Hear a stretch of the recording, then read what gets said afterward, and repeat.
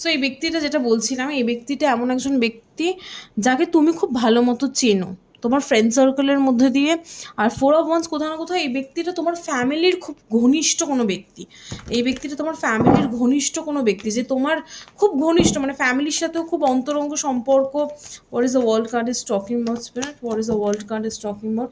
3 of pentacles. এই ব্যক্তিটা তোমার সাথে একসাথে কাজ করে, যদি তোমার পার্টনারশিপে বিজনেস করো দেন এই ব্যক্তিটা তোমার বিজনেসের একজন ব্যক্তি। ওকে, আর কোনো সিগনিফিকেটর এই ব্যক্তিটাকে চেনা যাবে কি করে স্পিরিট? মুন, এই ব্যক্তিটার স্করপিও রাশি হতে পারে। এই ব্যক্তিটা প্রচণ্ড সিক্রেটিভ, সহজে তাদের মনের কথা কাউকে শেয়ার করে না, প্রচণ্ড সিক্রেটিভ, প্রচণ্ড ম্যানুপুলেটিভ, আর চট করে নিজের মনের কথা কাউকে বলতে চায় না। Anything else? Page of cups. আর খুব গিফটস দেয়, কম বয়সী কোনো ব্যক্তি। Anything else about this page of cups? Lovers, খুব গিফটস দেয়, গিফটস গিভিং